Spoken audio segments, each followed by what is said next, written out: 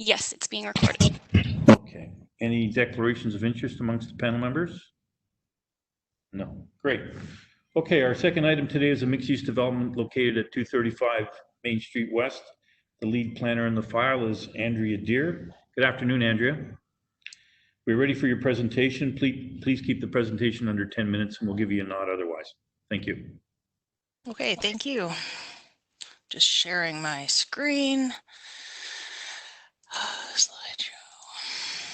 Okay, so as was stated, we're here to discuss 235 Main Street West, which is now also including 74 Queen Street South, 244 and 246 Jackson Street West.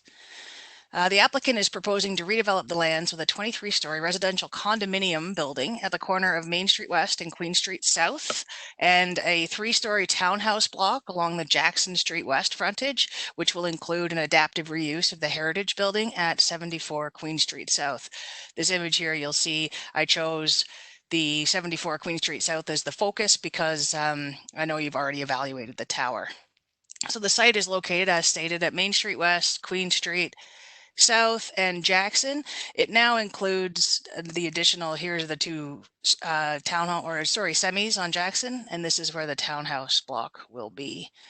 I chose this to give a little context because as you're driving into the city, typically you're heading up Main Street, and the site is here just on the left, or sorry, the right, and the tower would be closest to this corner.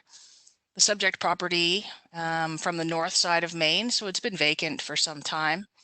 Here again is a picture of the existing Italian consulate at 74 Queen Street South. Here we are looking sort of northwest. Here's the frontage of Queen Street South. And these are the additional lands at Jackson Street that have been included in the application. So these two semis. This is an image sort of the streetscape you'll see along Jackson, and this is where we really want to see how this application is integrating. This is a site plan, so you'll see that the 23-story condominium tower is located at the corner. There are a number of sort of levels and podium. There's access off Queen Street South, one single access. All the parking will be either underground or in garages in the townhomes. And you'll see 74 Queen Street South is still included. This is a rendering looking southeast, so we're looking right at the corner of Main and Queen, and you'll see the podium and the 23-story tower. An additional rendering here is to show how the 74 Queen Street South is going to be included into the application and the development and stay, largely in place on these exterior elevations. This is an image of the proposed townhouse block. So they're 3-story townhomes, and they would be fronting onto Jackson Street. Their parking would be from behind, from the same access in individual garages. I've included here the elevations. So we've got the north and the west elevation. Again, in the north, you'll see an existing home along Main Street, and then how the building would integrate there. Here we have the south elevation, which now shows 74 Queen as well as the townhomes along Jackson Street. And the east elevation shows the sort of interaction between the 23-story tower and 74 Queen Street. So in terms of policy, on Schedule E, it's identified as a primary corridor adjacent to the downtown urban growth center. Schedule E1 shows that it is in a mixed-use medium density designation. Sorry, the big yellow star is an appeal, and that's just in our mapping, but I added the red star here to show where the property is. So there's neighborhood behind and downtown mixed use just to the east. So the primary corridor shall function as an integral part of the surrounding neighborhood and serve as a central focal point. Shall be the location for a range of higher density land uses along the corridor, including mixed uses where feasible, supported by higher order transit. In the mixed use medium density, we have designation shall be applied to traditional Main Street commercial areas outside of the area designated downtown mixed use to promote the continuation of these areas as pedestrian oriented mixed use areas. Standalone residential is also permitted in the mixed use. Neighborhoods. The existing character of established neighborhoods designated areas shall be maintained. Residential intensification within these areas shall enhance and be compatible with the scale and character of the existing residential neighborhood. Urban design policies are that we need to be respecting the existing character, development patterns, built form, and landscapes. We need to promote quality design consistent with the locale and surrounding environment. New development should contribute to the character and ambiance of the community through appropriate design of streetscapes and amenity areas. And massing development should respect existing and planned street proportions. The design of new development should minimize impact on neighboring buildings and public spaces, including providing appropriate transitions in scale, and it should create a comfortable pedestrian environment. Part of the lands are in the Strathcona secondary plan, so you'll see that 235 Queen and 235 Main and 74 Queen are within the Strathcona secondary plan, and they're designated mixed use medium density within that plan in a special area C. So the mixed use medium density in the Strathcona secondary plan directs the evolution of existing commercial areas into compact mixed use pedestrian oriented places. And these designations should function as vibrant people places with increased day and night activity through the introduction of residential development. Area specific policy area C permits a maximum height of 4 stories. The Strathcona secondary plan also talks about urban design, discusses here how development shall maintain and enhance the character of the neighborhood through an architectural style that is sympathetic to the existing heritage and character of a neighborhood. And development shall contribute to the development of complete streets along the neighborhood's primary corridors, which of course is Main Street West. The zoning, it's also a split zone property. So 235 Main and 74 Queen are zoned C5 with the exception 297, and 244 and 246 Jackson Street are actually zoned D with the special exception 1787. So the C5 zone is the mixed use medium density, and the D is urban protected residential 1 and 2 family dwellings. C5 provides for a mixture of service, retail, and residential uses in standalone or mixed use buildings. The exception applied to these sites is 297, which limits the height to 14 meters, prohibits commercial parking facilities. It defines what a planting strip is and requires parking to be not less than 1 meter from a residential zone. Zone D permits 1 and 2 family homes, day nurseries, municipal yards, colleges, or universities. And the special requirement 1787 relates to the conversion of single family dwellings to 2 family dwellings. And as you likely know, we do currently have applications for Urban Hamilton Official Plan Amendment and a zoning bylaw amendment, and they're currently being reviewed. So I have these questions specifically for you, and I understand the last one is sort of a lot of questions, but it all sort of ties in. We're focusing here on the Queen and Jackson Street frontages because as you've already evaluated the tower proposal. So I'm looking to find out, what is the relationship of the proposal to the existing neighborhood character? Does it maintain and, where possible, enhance and build upon desirable established patterns, built form, and landscapes? Does the proposal respect the existing cultural and natural heritage features of the existing environment by reusing, adapting, and incorporating existing characteristics? And does the proposal create comfortable pedestrian environments by locating principal facades and primary building entrances parallel to and as close to the street as possible, including ample glazing on the ground floors to create visibility to and from public sidewalk, including a quality landscape edge along frontages where buildings are set back from the street? And are they using design techniques such as building step backs to maximize sunlight to pedestrian areas? And that's all I have for today. Great, thank you very much. Stop sharing. Thank you. At this time, we have an opportunity for each of the panel members. Oh, I'm sorry. Applicant presentation, sorry. We're now ready for the applicant present their proposal, and please keep the presentation under 10 minutes. Thank you. Thank you, Vince. I will now share my presentation, and I will pass it on to Michael Spaziani to do the presentation.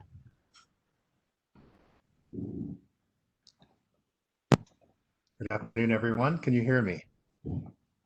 Yes. Yes, we can. Yes, we can. I can. Okay. Then let's get started. I'm here with the owners. If there's questions for the owners, they're available to discuss this. I'm going to run through this relatively quickly to give you a sense of our approach to the site. This seems to be jumping back and forth. Andrea said, anyone. Is that the case? Or Andrea, I guess. Oh, I can hear you, Michael. I have most people muted just so that there's no feedback and no interrupts, but I don't know. Andrea, can you hear me? Oh, Andrea, are you able to hear? Okay, I'm not sure. Something might be happening on her end. We can Yeah. continue and we'll get Sorry. Andrea loop back in. I'm okay now. Okay. Okay, so if I can, I'll carry on. Yes, please. Thank you. Okay, I think the key thing on this site is the recognition of really these three contexts. And the one is the urban context, the downtown context, and relationship of the site to the downtown, especially since Main Street is a one-way street leading into the downtown from the west. So I think the site gains some importance and some responsiveness because of that. It needs to respond to that. The other is Queen Street. Queen Street is a busy street, and it's kind of a gateway into the neighborhoods or into a lesser intense area. So there's a kind of response on that street that is a little different than the primary corridor along Main. And then finally, there's Jackson Street, which is a stable neighborhood condition. So with this development, we understood that it was included in the tall building guidelines as a potential site within the boundary of what would be considered appropriate for tall buildings. It also included some metrics about lot width and lot depth. We're well above both of those minimum standards that you see, and I'm just circling it here on the chart. We have 47 meters of frontage and we have 61 meters of depth.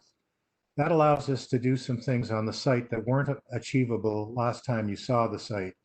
The site was much tighter. It's the image on the top left here. It didn't include 74 and 252 or 246 on Jackson, these two properties. So by expanding the site, we went through a series of discussions both with staff and internally to determine the best approach from urban design and architectural perspective for the site. What we've landed on is on the right side here. It's a development proposal that now maintains 74 in its location. We'll talk more about the methods used. We're preserving walls and then rebuilding some of the elements behind. But it is the location of the principal walls. It'll remain, the public image of that will remain. We've introduced a single curb cut in this location that introduces a service lane that really separates what would be a low rise or low density configuration of townhomes and conversion of the existing house, the Heritage House, into 3-bedroom, more family-oriented type of housing. You can see the tower, it's got setbacks now by virtue of these additional lands. We have a 20.5 meter setback to the property line along Jackson Street. We have 13.9 meter setback to the mixed use properties along the corridor to the west. So these are all above, minimum sort of standards for tower setback. And so it's afforded us a lot of opportunities to conceal servicing off a laneway, to minimize curb cuts. But almost most importantly to me is the creation of a broad boulevard. The dimensions from curb to building face have been really carefully considered here. In the case of Queen Street, we have up to 8.5 meters. Along Main Street, we have 6.5 meters plus balcony recesses. And what we've done along Jackson is we've managed a setback that more or less aligns with the existing along Jackson, except for the house that stands proud on the corner. So these were some of the benefits that the larger site afforded us. It allowed us to begin to look at Jackson Street, and we'll start with Jackson Street, to look at it first as a kind of townhouse that has to both relate to a heritage character on Jackson Street and the district generally, but also it has to tie into 74 in terms of height and mass. It also has to tie in my architecturally with the main tower and podium elements that are beyond. So we've used a kind of principle, a patterning principle here of multiple frontages, lots of indents and crenellation or movement in and out of the facade, the street face. We've brought balconies to the street so that there's life on the street. We've brought individual entrances to the street. You can see each of these as an individual address to Jackson Street. And we've converted the 74 into a duplex with the original portico used as one of the principal entrances for one of the units, and another entrance introduced here in what I'm calling the hyphen between the new and the old, an entranceway into another unit within 74. So these are the primary design ideas that we've tried to introduce here along Jackson Street to make it a good neighbor effectively for the site. We've tried to extract those patterns, and here you see now 74, and you saw this image earlier, but you see that we've now introduced a scaling element within the podium, and I'll talk more about that as we go into the design of the tower and podium. But we are trying to find ways and expressions that exist in the townhouses and that are repeated in the podium base, so that there's a unity that's beginning to happen from transition within neighborhood to Queen Street and also along Main Street, so that there's a tie-in on all sides by means of the podium design and by means of the new townhouse design. Again, you can see a blow up here, and you'll hear more about the landscape treatments around the edges, but we're really going from what is more urban condition along Main Street to a more sodded and landscape condition, softer condition along Queen Street, and to more of a planted tree, street tree type of arrangement wrapping around 74. These are the main principles that we've tried to introduce here. This now goes to a street view of the townhouses. You can see the existing built form here at 252. There's a mansard, or at least a sloped roof that's with a two-story street wall. And we've begun to use elements like that. There's a mansard roof with the dormer that we've used to try to downplay parts of the third floor. Other parts are now standing proud, and that's part of our adjustment of heights because we're moving to a higher form around the corner. So we've tried to introduce one-story kind of porch elements, a two-story street wall in the recesses, and a third floor that's both recessed and stands proud with a kind of porte fenêtre treatment in this location. Masonry is used here. The color-wise, we're blending but not matching. We can't assume we can match the brick colors. We think it's important to use something that's that has a heritage kind of character.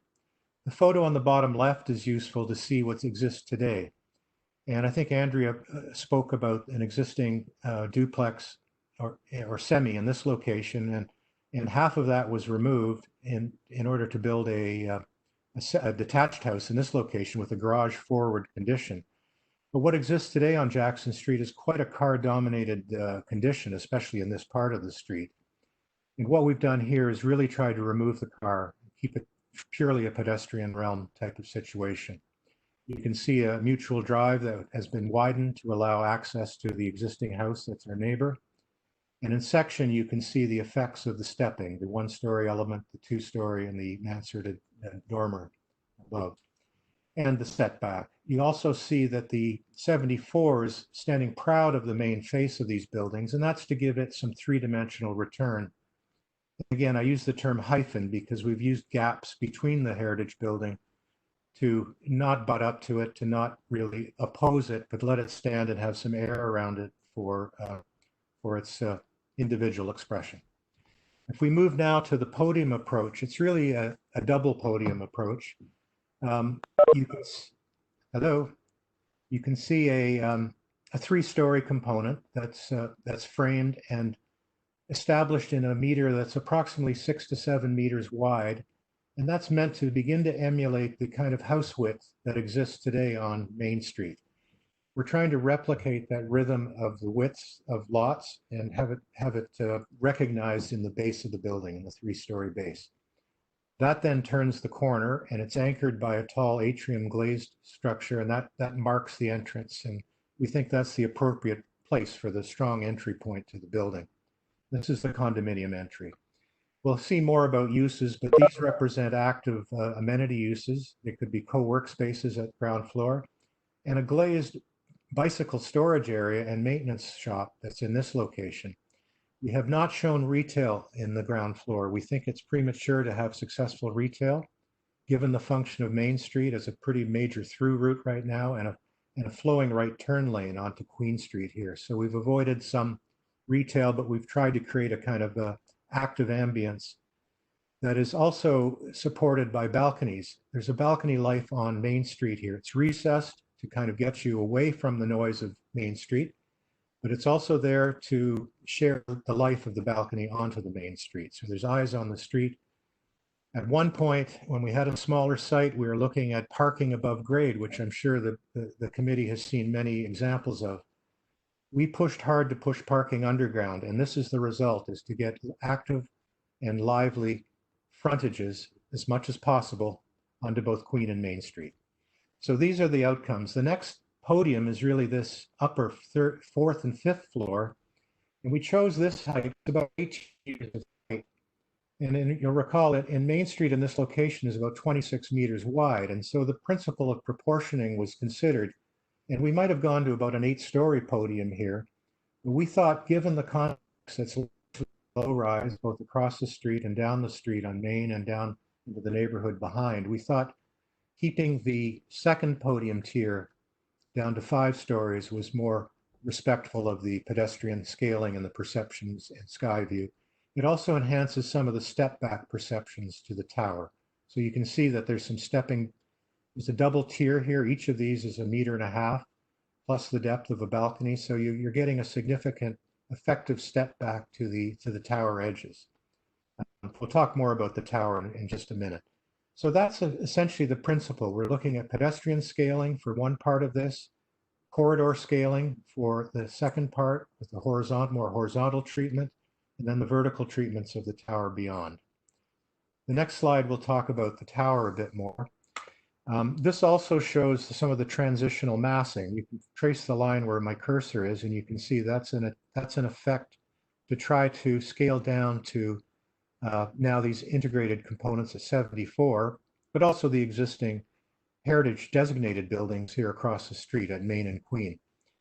So, and then there's a redevelopment site. You're familiar, there's a little plaza across the street. We imagine there'll be some redevelopment in time there. So we're seeing that this intersection will eventually be completed with hopefully similar kind of treatments that both frame at a scale that's both pedestrian friendly, transitional, anticipates the kind of gateway conditions coming in on Main Street. And you can see here, there's been some tower expressions that are more vertical. And that's to provide a bit of emphasis and also to create a kind of stepping profile as it leads back to the neighborhood. So you can see that we've tried to pull back the top floor. It's about 690 square meters on the top 2 floors. The main floor in this building is about 830 square meters. And I know there'll be maybe some questions about that. 750 is usually the target amount. But we felt that given when we studied shadows, we studied sky view, we felt that the slenderness wasn't, there was no impacts that would cause us to need to go any more slender in this regard, given our major setbacks to the property lines, 13.9 meters, 20.5 meters on this side. And these elevations give you another sense of just the head-on views. These are not ways you'll ever really see it, but they just give you a sense of the 23 stories. There's a maximum height here of the escarpment. We went to that height, we studied that height, and you'll see more from our shadow studies that it was chosen as an acceptable height, given that when we looked at, these are key shadows at from 950 through to about 150 or 250. I can't see because there's something on the menus on the screen there. But anyways, these were about 4 or 5 hour swath that looked at the shadows from morning through the afternoon, and you can see that the shadows generally fall not on the neighborhood lands or the residential lands, but more on the mixed use lands. And then they fall into the downtown area as well, onto this side, and again into development sites.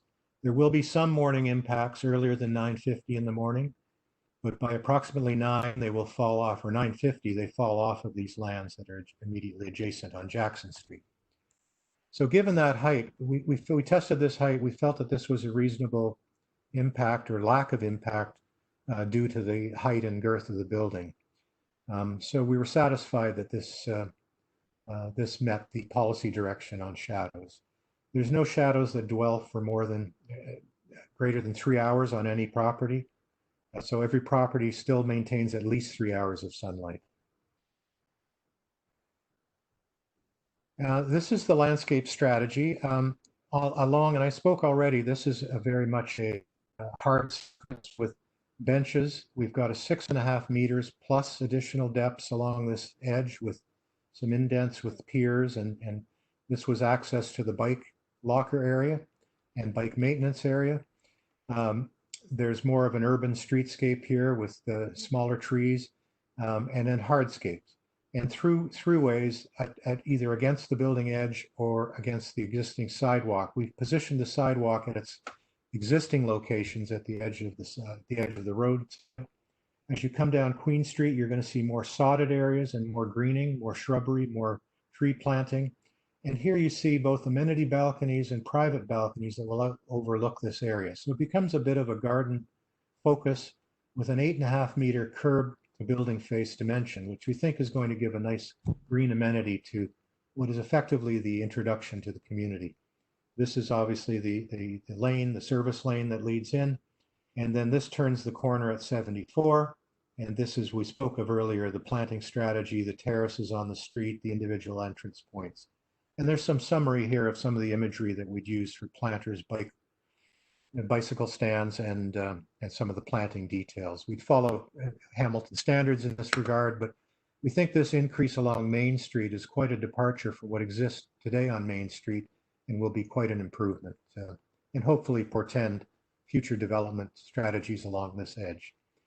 This is a blow-up view of this Main Street edge, the 6.5 meters, the indent of the main entrance, a strong canopy and a strong vertical glazing treatment.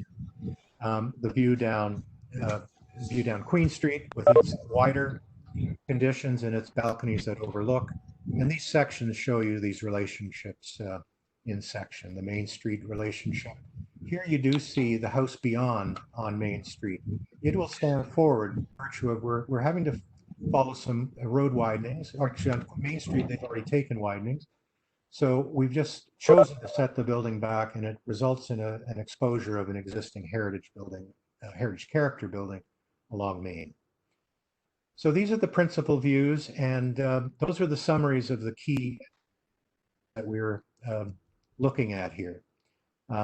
So these are all the various angles, and at that point, I'll open it up to your comments and questions and thoughts.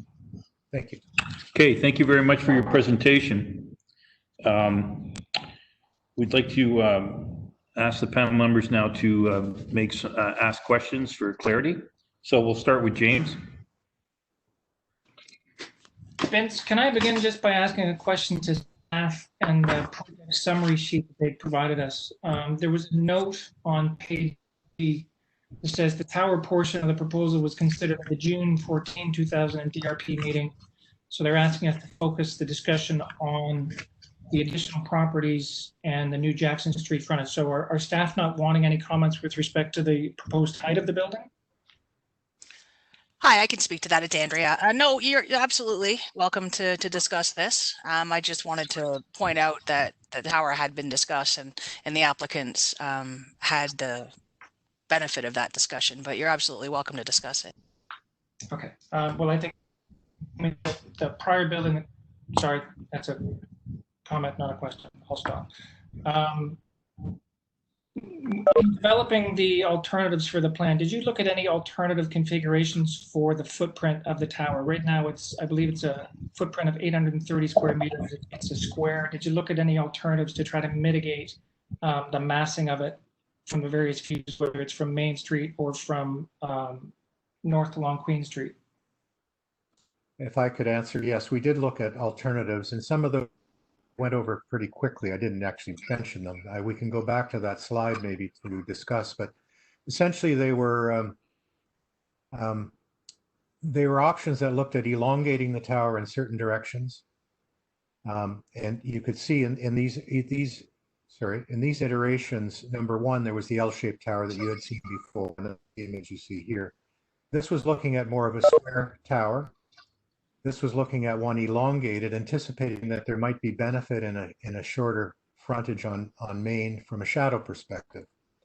So when we looked at shadows for these, even with the 750 footprint, we didn't see any dire consequences or reaches of those shadows at the heights we're preserving and the exposures of the walls. So we didn't see any distinct benefit to this. What we did see the benefits were when we finally got to this one was the ability to maintain distance away from the heritage properties and this idea of the townhouse having some separation distance here. And we sort of favored an elongated tower to a degree, but not sort of in between 2 and 3, if you will. It was sort of a mediated position. But now, with respect to size, we tapered the upper floors to 690, thinking that that was a more important place to start to let sun through and sky view through. So we kind of got a blended floor plate that has a fatter floor plate at 830 and a lesser one at 690. Does that tapering at, did I read the 22nd, 23rd story? Or lower than that? What is the tapering down to the smaller footprint? What height? Well, they're just the 2 top floors. So as you say, 22 and 23. So the bulk of the building is still at 21 stories. Okay. 30. And just a quick question, if you can go to page number, I think it's 5.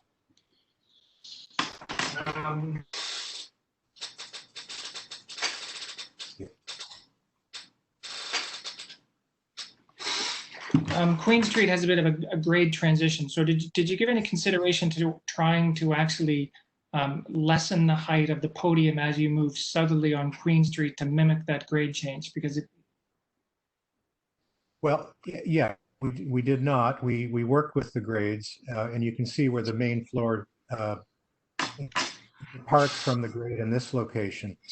The important grade shift here was to get the service lane at a point where we got headroom for vehicles and also access to the underground, and it effectively meant less ramping. But that's an internal issue that was a benefit to the layout. We did not look at stepping this down. We wanted this entire floor to be barrier free. It's all public amenity space through here. Right. So we didn't. I was more so thinking about stepping the podium because its height is accentuated as you move. I understand. On Queen Street away from Main Street, and just that the podium becomes more prominent. Can you just quickly flip to page 7, which is the Main Street elevation? Smokey, I heard you referencing the 2-stage podium here, and I see the podium height at up to the 3 stories, which is essentially differentiated on the basis of materiality. Is there a further step from the top of that 3-story level to the next 2 stories, or is that essentially a flush? It's not flush. From the brick to the railing is approximately a meter. Okay. But from the brick to the face of the building is in the order of 1.5 meters to 2 meters. So the total setback from glass to this brick face is about 3 meters. This then projects forward, so it becomes a kind of a tabletop or a projection forward, which in a way enhances the setback perception of the tower. But it's not actually more of a physical step back at the top of the podium. There's a physical step back atop of 3, but not on the top of 5 in this location. So we've emulated that in this with this device. Okay, all right. That's all my questions. So we'll go to Jackie. Hello. Hi, Michael. I'm wondering about the existing landscape around the preserved house. have you had an arborist look at them and deem the existing trees that are between the house and the street to be unhealthy and therefore not carried forward in the plans? Yes, Jackie, those were looked at for that from a health perspective, and the was that they couldn't be maintained, and they weren't worth preserving at that point. I agree, they're mature trees. They yeah, you see it in the existing photos from Andrea, but Yeah, yeah, it was studied. It was considered to be a nice asset if it could be saved. right. Unfortunately, That's- the report said they wouldn't be saved and there couldn't easily. Okay. Thank you. That's all for me. Okay, great. Thank you, Jackie. Colin? I have no questions. Okay, Yuda? Yuda, are you there? Can you hear me? Yes, I can. Thank you. Okay, I just had a quick question. I don't know, I was curious on this very same page. You see that little kind of remnant of a little platform or porch that's right next to the laneway, kind of defining the external edge of the townhouse? So Is that a usable space or? is it this image, the top left that you're talking about? No, Michael, it's the one at the bottom. So you can see the last townhome next to here. the laneway. Yeah, that little kind of porch. This extension? Yeah, that extension and that little porch area is part of the porch entrance area, like that Yes. raised platform. Yes. Okay. That's all part of the townhouse, yeah. It was just, it added a bit of area to this unit. These are three-bedroom units. This just had a slight extra bit of area, and we set it back so that it wasn't prominent in the streetscape. Okay, and in your exploration of massing for the main tower, was there a set of options where you look at a tower that follow more of closely the 750? There was. We started there, and and I think, as we said, we didn't discover really tangible impacts from the change. So we stayed with the 830, given that, and we looked at sculpting the tower in certain ways to take away some of the area. Right. Well, those are my questions. Thank you. Okay, thank you, Yuda. Yasin, can you comment? Yeah, thanks. Sorry, it's questions, right? Not comments. Questions, pardon me. Yeah. Okay. Michael, thank you very much for your presentation. It's quite eloquent. I like some of the character descriptions that you were describing, particularly in the way you were trying to put together the podium and the base. Can you just, I guess it's kind of a broad question. Again, it's partly hinting at Uta's remarks about the floor plate, but just in terms of the disposition of the tower, you know, how do you organize the units going up? Because it seems to vary in a very sort of haphazard way. And how did you determine these decisions? Because you know, as you go up, the roof edge, the actual cornice line kind of fluctuates a lot. So I'm trying to understand. You've got 2 3-story units right at the top in corners, but then regular stacked units in between. That's just one question. And then the other is, if you can, you've made some descriptions about the podium. Can you describe the materials strategy about the tower? So from level 5 upwards, what your thoughts were about that? What you're trying to do? Okay, shall I start? Question, maybe the tower. Yeah, I mean, the two might be connected, because I get the feeling you're trying to give some scaling? You're trying to represent some scaling strategies for the tower as well, which might have something related to the kind of units you have in there, but trying to understand what the thoughts were around that. Yeah, so I think generally the tower, at a tower that's not all glass, number one, we're looking at punched windows and elements that again tie into a more traditional approach. So And the tower, are you thinking of concrete panels, or is it metal panels when you yes, look at the colored square units? Okay. we're looking at a combination to be sure. There's to be sure. There's some elements in the tower that are more glazy, or that's not a term, more glazed, glassy or soon, and then there are more that are solid. So there is a rigor in the design of the tower that has to do with the technology that is being considered for the build. So there is actually a rigor that goes through the building, quite a strong rigor structurally that goes through the building. Some of these exterior walls are load bearing and precast concrete.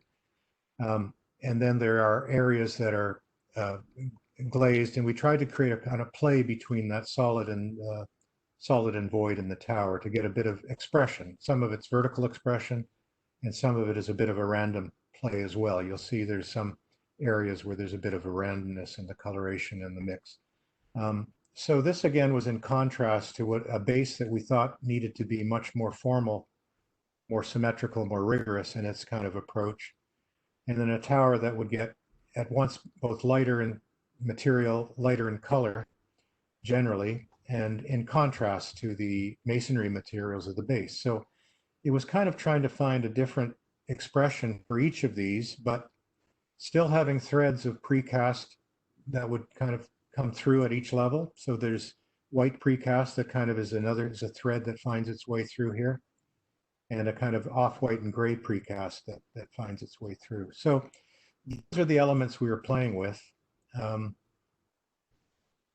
I think that's the principle. There was a rigor that was now being kind of disguised for other purposes, which was to have a podium that related to context, mid-rise podium that related to avenue scale, the corridor scale, and then a tower that would be somewhat distinct from typical glazed towers we're seeing, and somewhat organized, less willful, less shapely, all of those things. We've tried to, that rigor maybe comes through in the shaping of that tower. Right. And sorry, in regards to the parking ramp, where is that located? In that laneway? And so the terrace units are accessed, their parking is accessed from there as well? This is probably the best image to look at. Yassine, there's individual, the block represents garage door access. So these are individual garages off the lane. This is a loading door and a loading area here. Yeah. And this is access to the ramp. So you can, or not even a ramp, it's a 5% slope at this point. So because of the grades, by this point, we can get in under our main floors and begin a quarter ramp that descends down through the building. It was quite an efficient way to deal with the site and preserve functionality for all of these service components. Okay. And in regards to your shadow study, I accept your rationale in terms of that they're hitting, as you call it, commercial spaces, I think, as opposed to residential. But designated mixed use as opposed to residential, yeah. Okay, but either way, each diagram you present shows a significant impact, shadow impact to the street, and so could I ask, going back to Luca's comments about the configuration of the floor plate, in terms of the actual configuration of the floor plate, did you try to reorient it in an east-west direction and sort of slimming the tower down so that, or did you find that there was just no way to avoid that? Because it looks like the street is actually in shadow in most cases, and I guess I'm wondering, have you just sort of declared that it's going to be like that no matter what? I can't slim it down any further, and shadow is shadow. Is that what you're saying? Yeah, no, it's a fair question. I think we did narrow it for. We went to a narrow face to Main Street for that purpose, but Well, I would argue that it's not narrow enough, so that's why I'm asking the question, because like I said, that the bottom diagram shows the intersection in shadow, and then the upper diagram like the top diagram shows that the residential street is in shadow on Main Street. So just trying to understand how far your study went, and at a certain point, the height and the massing are just working against you, and you're not going to achieve. You're not going to be able to alleviate that shadow unless you do something quite dramatic with your floor plate, the way your units are configured. So this goes to the question of what is tolerable shadow in an area like this, and what's happening? See, by 1250, between 950 and 1250, the shadows are completely off the backs of these commercial properties, and within a very short period of time, off the backs of the Jackson Street residential property. So the idea of shadows moving quickly is part of the appeal of the tower form, as opposed to an L-shaped slab, for example.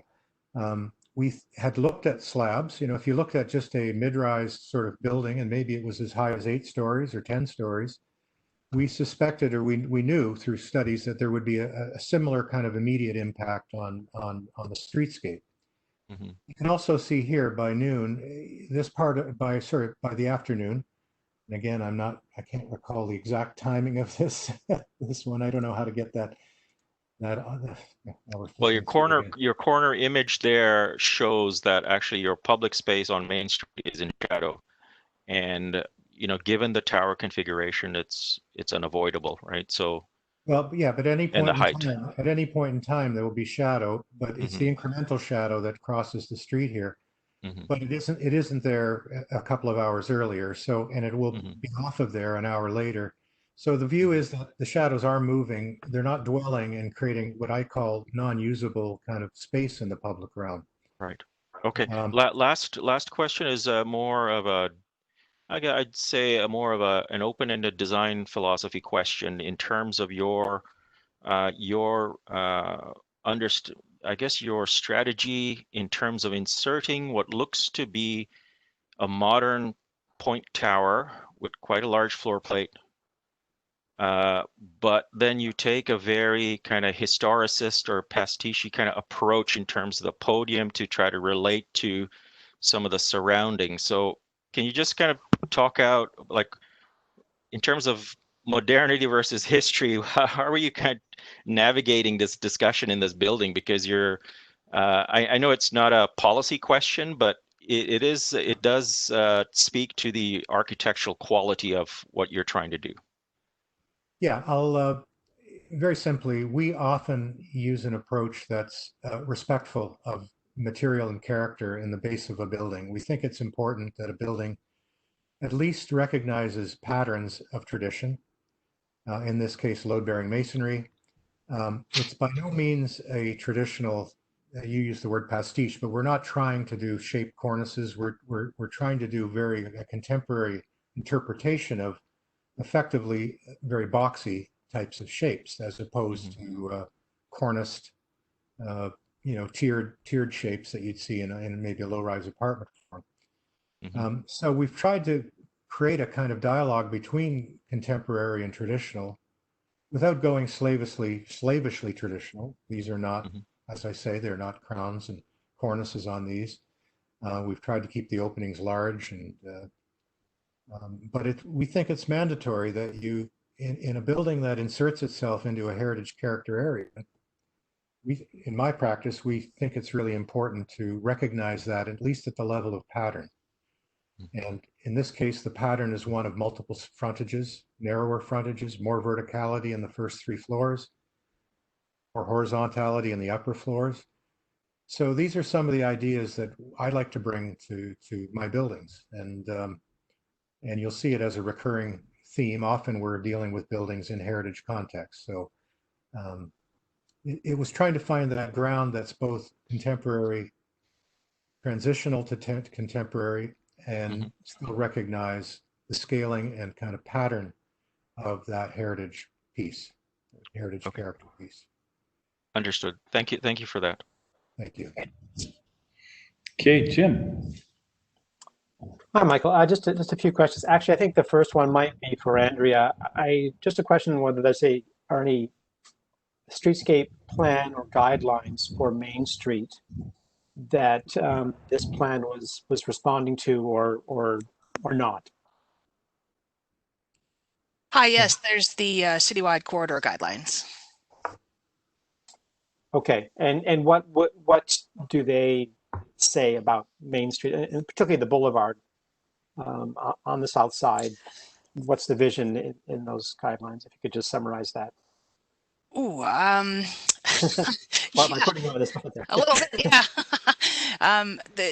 They talk generally about there's angular plane requirements from the Main Street frontage, and Oh yeah, sorry, Andrew, to interrupt. I just mean the boulevard itself, because the question in here there's something kind of special being done here in terms of the setback and the sidewalks at the curb, and I just, the question is this consistent with the whatever vision or guidelines there are for the rest of the Main Street streetscape? That's really where this question is going at, is is this informed by a longer vision for Main Street, or is it trying to do something special? And then so maybe that question can go to Michael. Yeah, I guess the answer is best answered by our landscape architect. I don't know that is Mario in on this? Yeah, I'm here. Tim, to answer your question, there's no clear set vision or guideline that dictates. This was driven by the owner's intention to try and create a high quality sort of urban space out front in a very difficult condition. As you know, Main Street is at the best of times like a highway. So yeah. The intention here was to create a little bit of private, not private, I mean public space, but it's essentially on private property, shielded with a row of trees in soil cells and hardscape, give a little bit of refuge from that. But yeah, okay. Yeah, there is no clear set guideline. I wish there was some sort of standard, especially along main corridor like this, but there isn't. Other than, okay. I should say, other than to implement things like the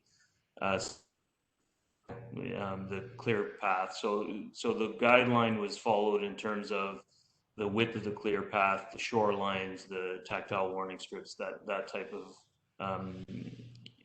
of idea, and that's at the street edge to carry on with what's happening on Main Street, what we see there for the foreseeable future. Okay, thanks, Maria. You know what, now that if I can just clarify one other thing, Michael spoke to the trees. I just want to be clear, we have not completed the tree preservation plan up to this point. The arborist has reviewed and assessed and identified some issues, but Jackie, to your question, nothing's been finalized as of yet. A couple of the trees are obviously in problematic locations, so they're not shown there because we don't anticipate they'll be savable. They are not in amazing condition, but we're going to see that. We've asked the city to defer the tree preservation to the site plan stage, which we're undertaking the study now. So there'll be more input on that at a later date, just to not mislead anybody. Thanks, Mario. Michael, you mentioned that you're not planning retail space on the ground floor, which I do understand under existing conditions of Main Street. I wonder, though, if there might be the opportunity in the design to convert, whether it's the bike storage space or the amenity space, that could relatively easily be converted to retail space, sometime in the future, should Main Street, as we all hope, become a tamer, kind of more pedestrian-friendly street. I think that's entirely possible. The grades are that we have matched the sidewalk to close to the corner grade. There's a bit of grade fall off towards the west as well, but you can see the entrance to the bike area. For example, that could be converted to a principal entrance to a small retail unit. So these are things that could happen. We'd have to make sure a conversion like that was allowed. So I think the opportunity to convert to smaller shops or service shops is there. And Okay. it's just that today we didn't feel it would be viable, especially given now with COVID conditions. It's not something we're thinking about. But yeah, there's other amenities floors in the building that lead out to roof terraces. So we aren't short of amenity space, and it may be that that conversion could happen if allowed through the policies, the approval Thanks. policy. One more maybe detailed question. Can you just explain how garbage pickup works for the townhouses in particular? I assume, yeah, they'll be part of the overall condo corporation. Can you just explain how that will work? Townhouses have a doorway to the lane, so it wouldn't be impossible to arrange a bin or a drop bin at this location off the lane, across the lane. So there could be central pickup, and they would just simply drop their garbage into bins that were assigned to them, or they would be street side pickup as well as another possibility. But we suspect having the garage orientation for the waste and this door access to the back would probably be the preferred way for the condominium to manage the waste, to keep it off of Jackson Street. Okay, and just what's the width of that laneway that you guys have? About 6 meters at the minimum position, but slightly more than that at each location. So it's cozy, but it's a big cozy. We think it's adequate. Okay. Well, I'll hold off my comment on that. That's it for my questions. Thank you. Thanks, Tim. If you wouldn't mind taking the chair. Michael, I need you to explain the tower a little bit relates to the podiums, because I guess one of my questions is, does the fourth and fifth base and the tower seems to be conflicting a little bit with what would otherwise be a more slender looking tower? And I guess when you go to an 850 or an 830 floor plate, the approach should be somewhat to try and make it look as slender as you can. And that horizontal band at the bottom, I'm not sure if that floor needs to increase in size for some other reason. I understand your rationale for trying to relate a fourth and fifth floor to Main Street. To some extent, I understand it, because I don't see any other buildings of that height along Main Street in the near proximity. So, like, I find that horizontal band, I guess the question is, what is, apart from the role of it, the horizontal floors on 4 and 5 playing some role with Main Street, do you really need them? Because the way I see this, if the tower had come straight down to the lower podium, and I know there's a bit of a play, a balance between the height of the podium and the massing of the podium with the tower, but at the same time, that horizontal band seems to conflict a little bit with the rhythm of the lower podium. And it seems to take away from its expression as being somewhat traditional. Then all of a sudden you move to this kind of contemporary 2 floors, and all of a sudden above that you go back to a traditional kind of approach with the corner elements, the vertical corner elements. So the impact of the vertical corner element seems to be a little bit truncated by the 4th and 5th floor. I don't know if that's a question or comment, but somehow it's a question. I hear a question. Why the 4th and 5th floor needs to be what it is. Yeah, I think what I'm anticipating here, Vince, is that there will be redevelopment, I believe, on Main Street. And the lots along Main are not as deep. So I anticipate you're going to see buildings up to 8 stories, possibly with 5-story street walls. You have to imagine that will happen in time. And I've tried to create this to anticipate that. It doesn't exist today. It may not exist for many years. I think once development starts to happen along Main and projects are successful, I think you will see some infilling according to the primary corridor guidelines, which really talks about buildings having a height at about 80% of the width of the right-of-way. 8% of 26 meters is approximately in the 20-meter range. So this was what I was thinking. I was thinking that we needed to respond to the primary corridor guideline and the height regimen there as a kind of urban marker, urban condition. And the 3-story was kind of reacting to what is the existing condition. So, you know, the double podium was kind of a way to kind of bridge these two, you know, these time warps of two different eras coming forward, yet to emerge, and one that exists well into history.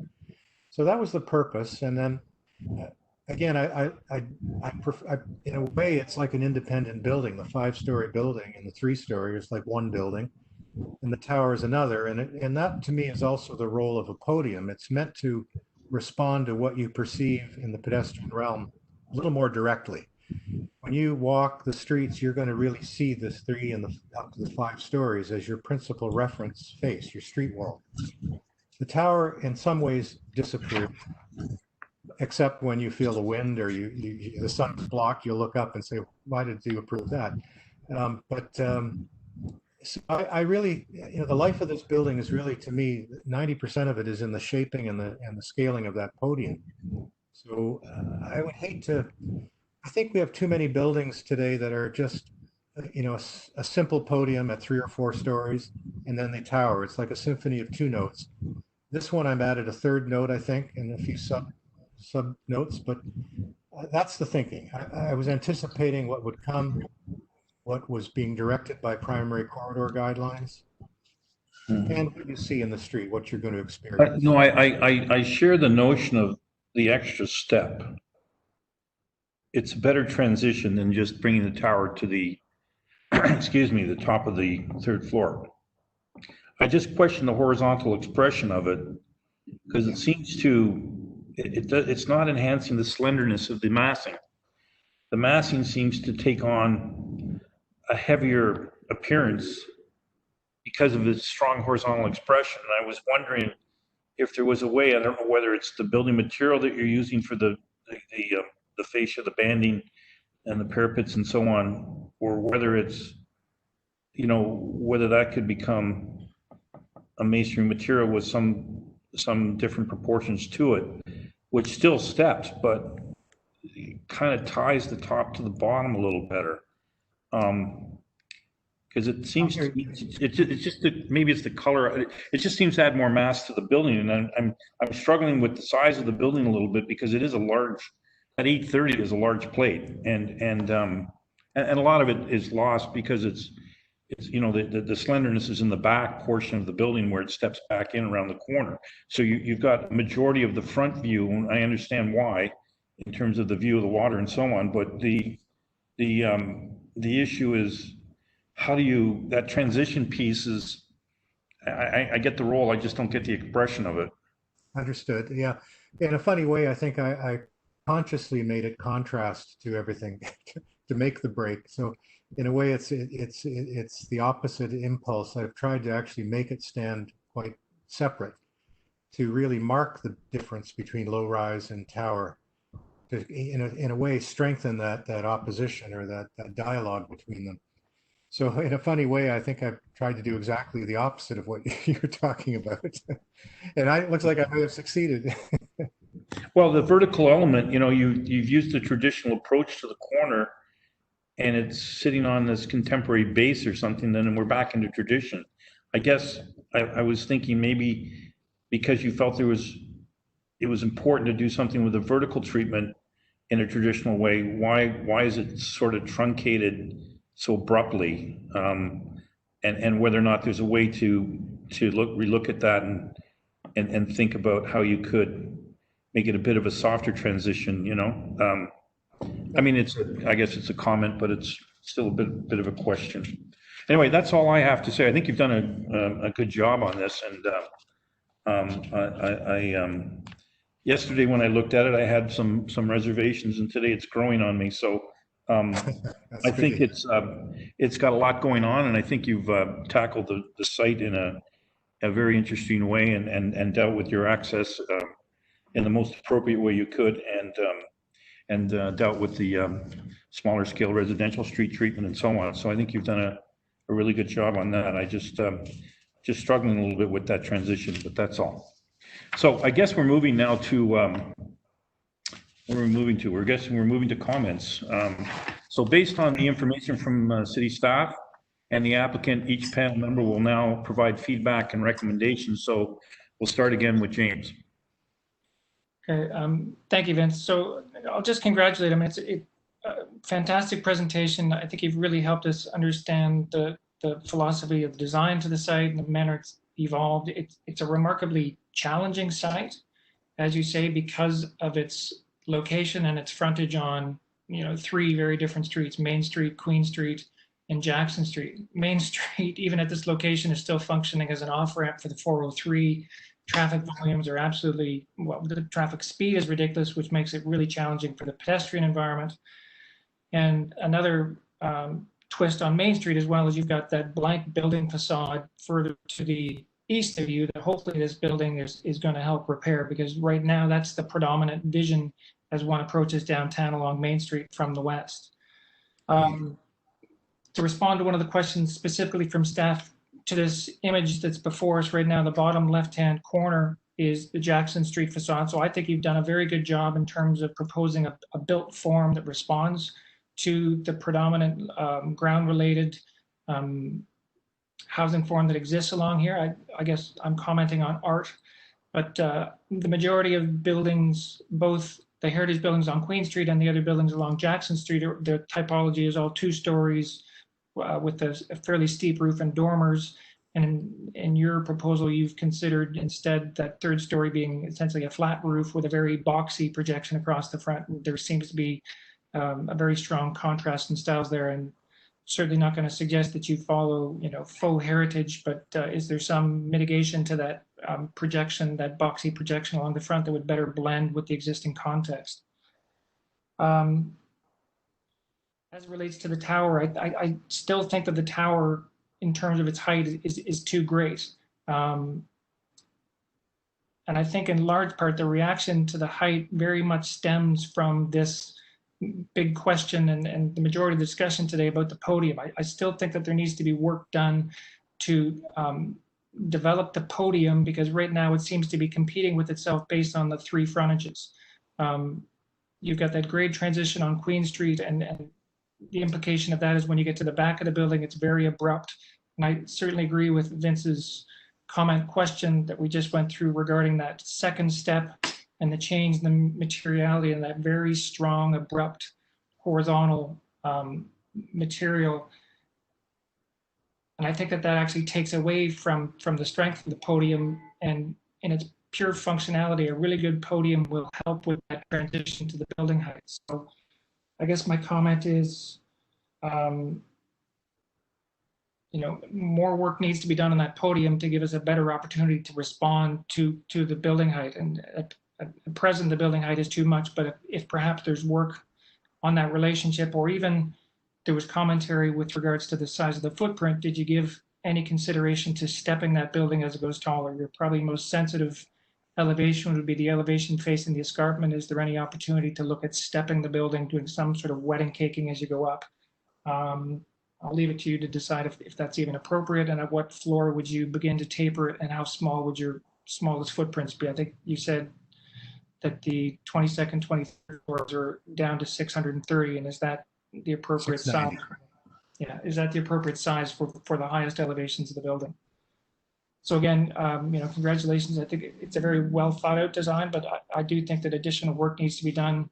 That pedestrian component at the grade, the podium, I think needs additional work. It's almost as though it's competing with itself and then not complementing the height above it. That's all, Vince. Thank you. Okay, so Jackie. Hello? Yeah. Jackie? Yes. Thank you very much for this. I think the way the landscape creates a foundation to the building around the site is well done. My only comment would be the sidewalk on the south side seems to be a little narrow at 1.5 meters wide and just look to expand that, usually trying to get them between 2.1, 2.5 here in Toronto with more people on the sidewalks. And so encourage that to be done in Hamilton in advance of more people on the sidewalks. That was it. Okay, we're on to Colin. Hello. So thank you. I agree. Great presentation. It added a lot of information and to answer some of the questions that I had. So thank you. Overall, I think the streetscape treatments are done very well. The setback on the busy arterial streets is a very positive development. So I continue to encourage you to pursue a high quality streetscape treatment as we're showing in these early drawings all the way through the development process. The site layout, I think, is done well. You've done a good job on a challenging site, creating a logical layout with the lane behind and access to parking and backs of town servicing areas. I also think, in response to the staff's question, the response to the street, each street, which is very different, is done quite sensitively and well. I think the scale of the architecture and the rhythm of the architectural elements is done well and does respond to the context in a sensitive and appropriate manner. The towns are respectful of the vernacular of the neighborhood, certainly. The one issue I do have is with the cherry picking of the tall building guidelines. You referenced the tall building guidelines in some of your early thinking to your benefit, but you're not adhering to other tall building guideline directions, such as the floor plate size. You mentioned the girth of the building in your presentation. I think that's a good adjective to use here, because to me the building looks simply too large. It's too fat. It has too much girth. It should be at, if you are going tall, and you should be at the 750 meter floor plate size, adhering to the tall building guidelines. The tall building guidelines also call for a 3 meter step back to that 750 floor plate, and you have very minimal setbacks on 2 of the sides. There's some stepping, and it's accentuated to a certain extent by some of the articulation in the design, but however, they're not functioning as true step backs. The other tall building guideline section that's relevant is you're referencing again this as a gateway site, and the tall building guidelines does have clear guidance for a gateway site in that the tower top is encouraged to be as a recognizable landmark with signature features. I don't see that here. I see window wall in some volumes. If you go to the full rendering, I see sections of window wall in volumes that protrude slightly up above the top of the tower. So if this does end up in a tall tower form, I think you need to kind of play up the tower top to create a recognizable landmark, if that's the long and taken. And that's it. Thank you. Okay, Yuda. Yuda, you there?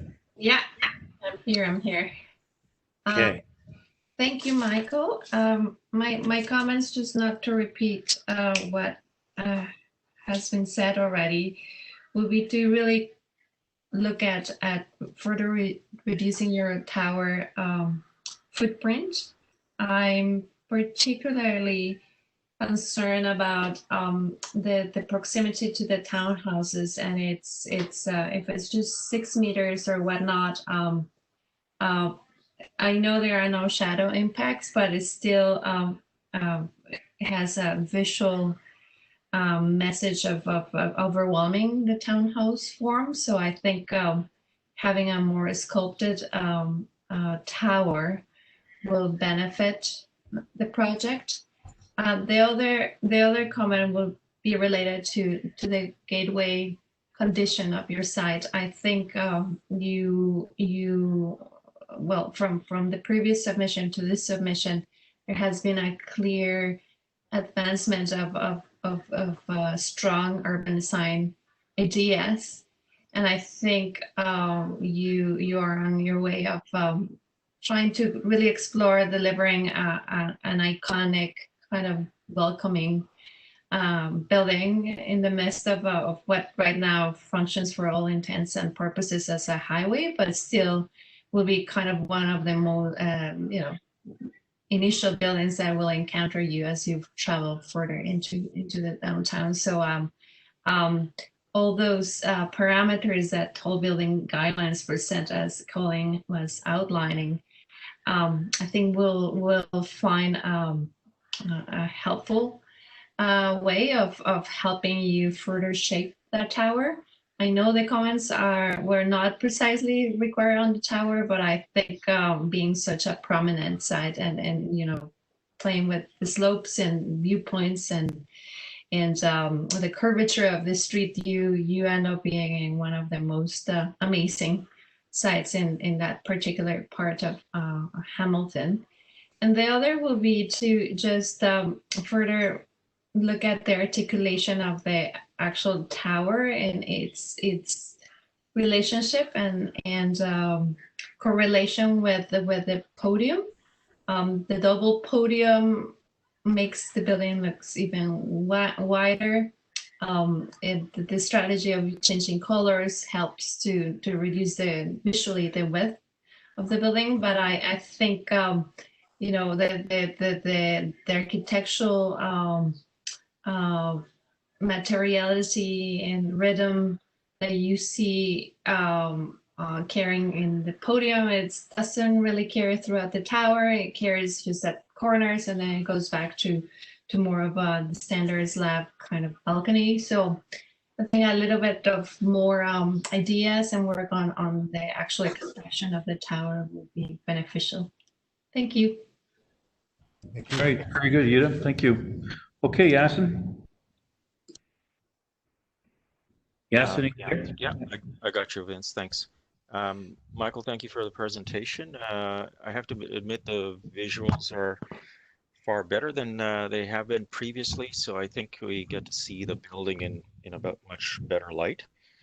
Having said that, I'd like to add that I think the ground level is dealt with very well. I think the sort of the responses to the street, the landscaping, the laneway strategy for where the loading is and how you access the service, I think is very good. So I think that lower tier, I'm looking at literally page, you've got it on the screen, sorry, page 13 in the lower right hand corner, for instance, where the canopy for the entrance is, that realm, that ground level realm, works well and is clear. I think where I feel that this project needs a lot of work is in terms of its clarity of design intention, and that's why I asked about your design philosophy on this project in regards to modern versus heritage, because as much as I see an attempt to scaling down the building, I feel that some of those elements are overscaled and they're not quite dealing with the right responses. And I'll give you an example. I feel like the masonry arches at the lower level, which creates the lower podium, could be there's a lot of different transitions in terms of materials going on, and it's probably looks to be a story too high, because if you're trying to relate to the building next door, the embassy building, it feels a little bit it's overwhelming that building. So in terms of trying to relate to the context, that section of the podium feels too high. I imagine that you were trying to mediate between that height, the 2-story height, and then the fact that you would have a 5-story, the next tier of podium, which is at 5 stories. So you took the lower podium up to 3 stories. But you can see where you had a cornice line there and level at 2 stories, and then there's another archway added on top. Generally, I feel like I see the material strategy and the architectural strategy. It feels like there's rather than as you described it as musical notes, 2-3 notes, and I'm trying to recall what terminology you used. It feels like there's you know, 5, 6, possibly 8 buildings stacking on top, kind of calling for attention. You've got the base at the lower level. You've got the 5-story thick frame.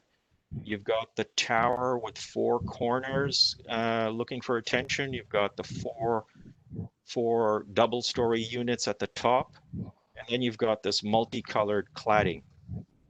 And I think it's an attempt to try to break down the scale of the tower, and that's the literal girth of the floor plate, right?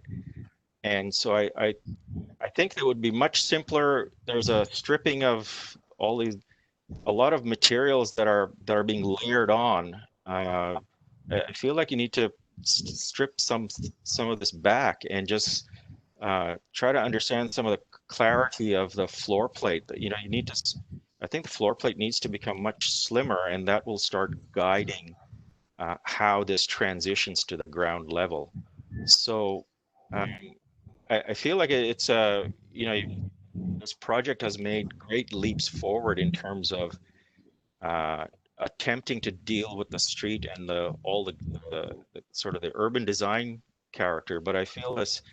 I also see this confusion between desperately trying to respond to traditional and heritage elements, and then how to transition this quite overwhelming tower sitting above. So I think I personally feel that in this particular situation, what is contemporary needs to read as contemporary and be clear, and it's the scale of these elements that needs to respond to the heritage context, as opposed to layering on lots of brick material masonry because that was what was there before.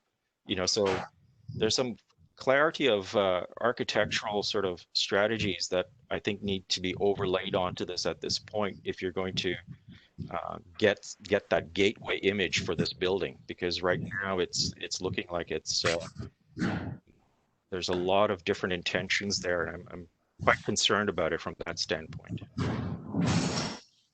I'll leave it to that. Thank you, Yasin. Okay, Tim. Tim, you there? Is Tim there? Hello? Okay, there we go. I think I was trying to unmute myself and you were trying to unmute me at the same time. Okay. Thanks, Vince, and thank you, Michael. I just want to start with really a more comment, I think, to the city, because I gather, and I think we all have to accept that the city is supporting the height of this building. I know you've welcomed comments on it, but I take from the fact that you're not necessarily looking for a lot of comments on it, that really it's accepted that this is, from the city's point of view, this is an appropriate height. And you know, I think although we had reservations last time the previous proposal came to us about the height, that, you know, the rationale can be made for this kind of height at this intersection. However, my message to the city is that we have to recognize the precedent this begins to set, not just in this part of downtown, but at all the kind of key intersections, gateway intersections, if you will, at the edge of downtown. And so I really think, you know, to make your life easier and our life easier, if I know you have a kind of fresh new downtown plan, but it's important, I think, to go back to that plan and maybe tweak it to kind of look at those gateway intersections and with a little bit of study confirm that, yeah, okay, so our hard line at the edge of downtown does need to do a little wiggling like it does in the tall building guidelines. Maybe not exactly like that, but I think you need to look at that edge a bit and just decide, okay, where these gateways are. Do we want all 4 corners to have be similar in terms of scale and massing?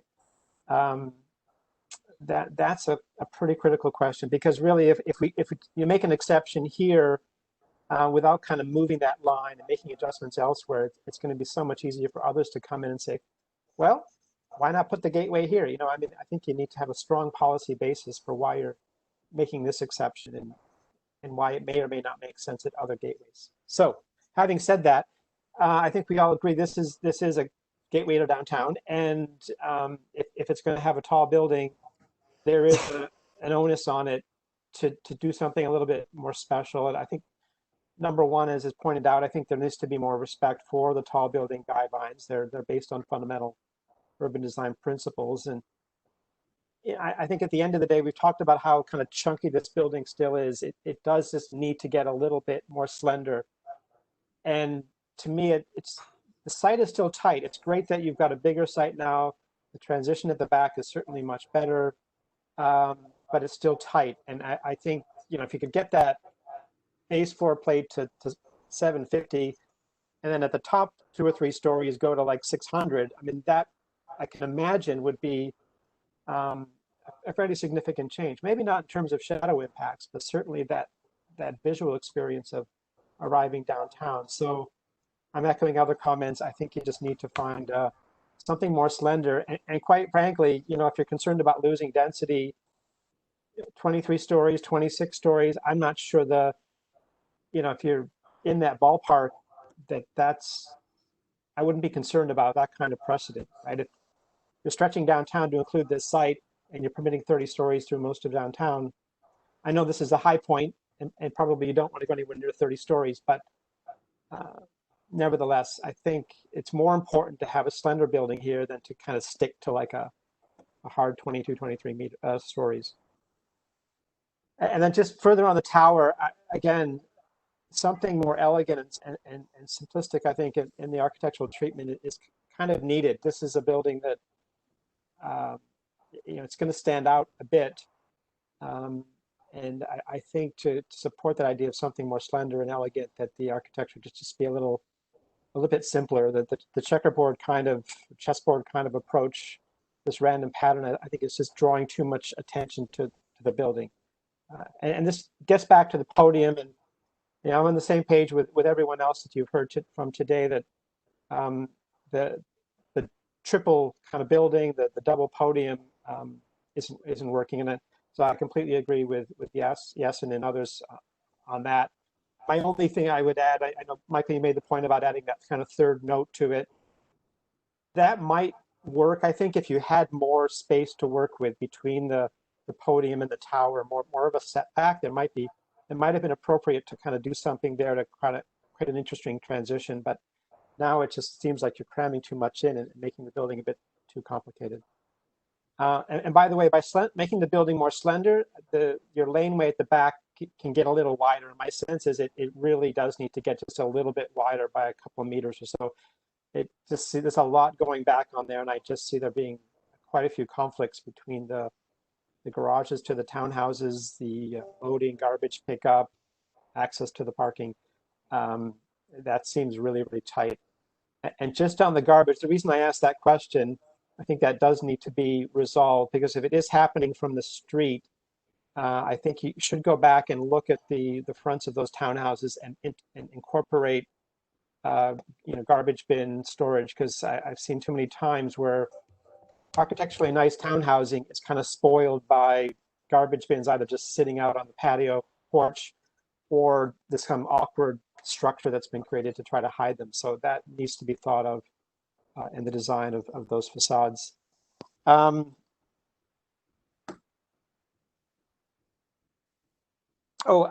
just a little bit on, I asked the question about the conversion of the ground floor spaces to retail.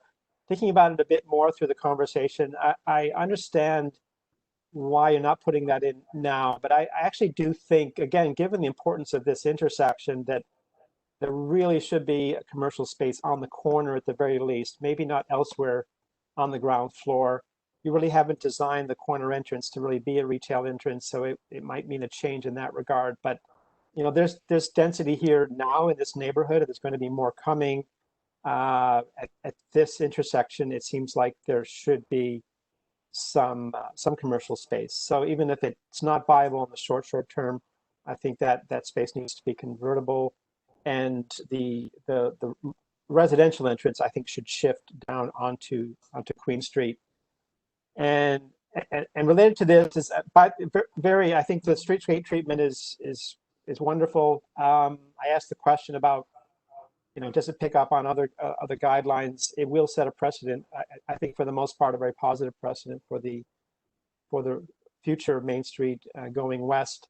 But again, you've kind of done a very nice treatment. You put seating out there. So in a way, you're looking to actually bring some life to the street, I think, through that treatment.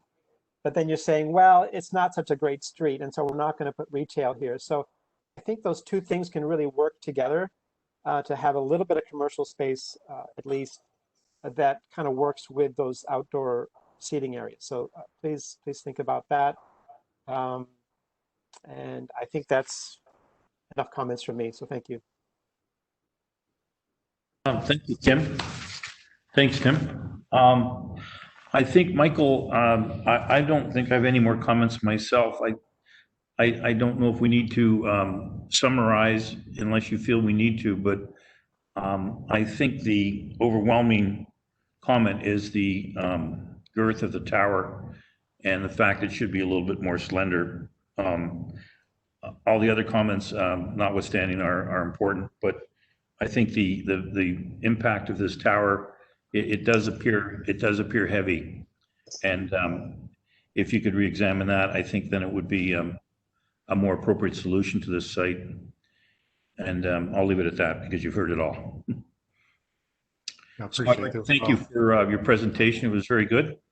And if you're looking for any more summary comments, just let me know right now and we'll go through it again. But if you're satisfied with what you've heard, then you look like you want to make a comment, so go ahead. Not really. Only to say that those were very, very good comments, interesting comments, and we'll obviously huddle to see what we can do. But I think they're very clear where you're coming from and what the issues are for you. So we'll regroup and figure out how to respond. Okay, super. Well, thank you very much. Thanks to all the panel members as well. Thank you. Thank you, everyone, for attending the meeting. Okay. Bye-bye now. Bye-bye.